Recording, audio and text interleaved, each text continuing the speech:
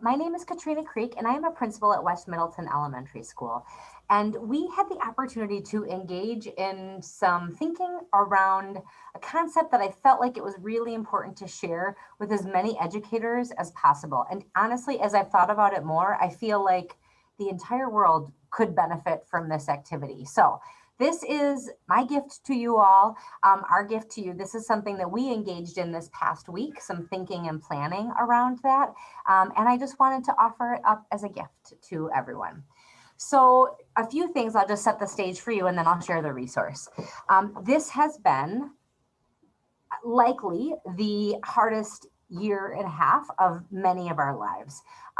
It has been remarkable. It has been difficult, excruciating, um, hopeful. I mean, it's been everything, and it's when we talked about it being a roller coaster, just highs and lows, and so many changes and pivots. We've all heard that before, and really, as I think about it, this has been a traumatic year and a half for all of us. And when we talk about trauma, there's big T trauma. So some of us have lost loved ones.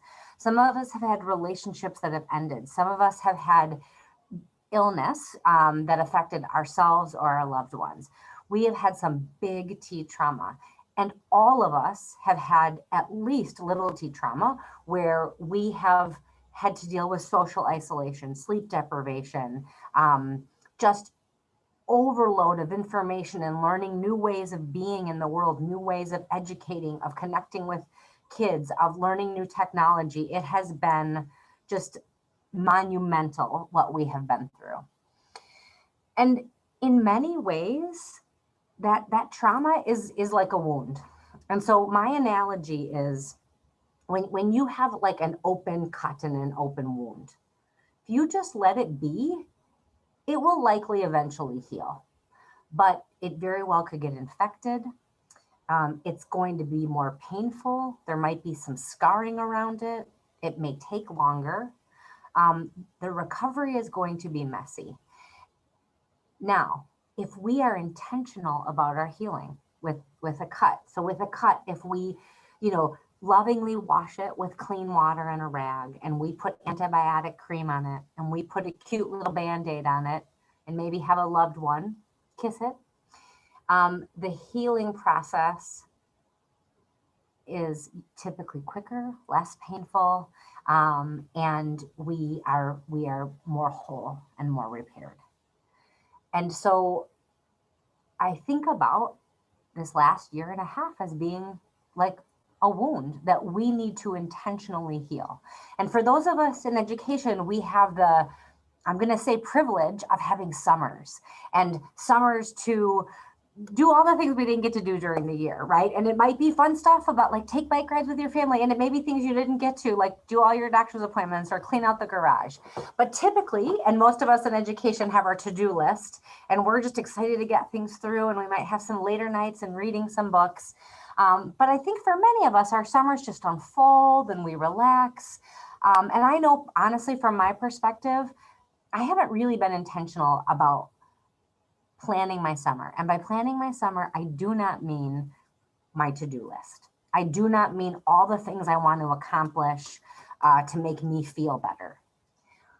What I mean is really thinking about by the end of this summer, when August, mid to late August rolls around, who do I want to be? How do I want to feel? What do I want to have experienced? How do I want to have grown?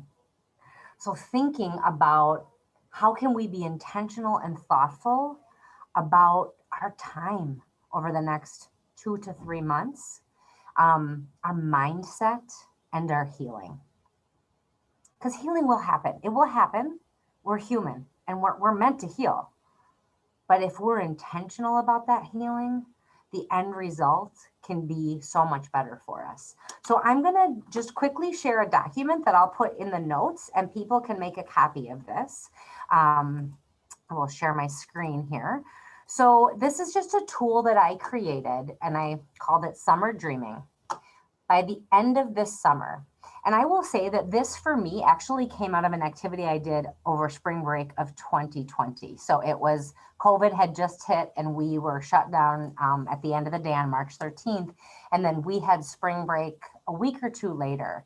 And I really thought ahead of spring break, like, how do I want to use this time in a way that replenishes me and fills my soul so that I'm ready for what's to lie ahead, even if I don't know what that is. So this is a tool. I'm presenting this now for us as we're coming on summer, but you can use it for any like chunk of time for your life. But here are the 6 prompts. By the end of this summer, how do I want to feel? What do I want to experience? And that could be actual experiences, such as time in nature. I want to climb this mountain. It can also be, I want to experience more joy. I want to experience spaciousness in my day. I want to experience my breath in a more connected, centered way. So, like, expand your vision or thoughts around that word experience. How do you want to spend your time? Right? Like, do you want to have a morning practice that you do? Like, every morning I make my pot of coffee and I read from this daily reader and I'm going to write a new poem. How do you want to spend your time? I want to spend my time with my teenager who I know is going to be moving out soon. Thinking about what would fill you up the most as far as how you want to spend your time. Who do you want to spend your time with? Think about the people that see you, know you, love you, that you feel safe with, and think about how you can spend more time with them. It might be your dogs. I know for me, I want to spend more time with Cowboy. I love watching him at the dog park. And it may be pets. It may be people that you haven't been able to connect with because of COVID and because of everything. So who do you want to spend time with? I love this one. For us in education, we are never done learning. We are perpetual students.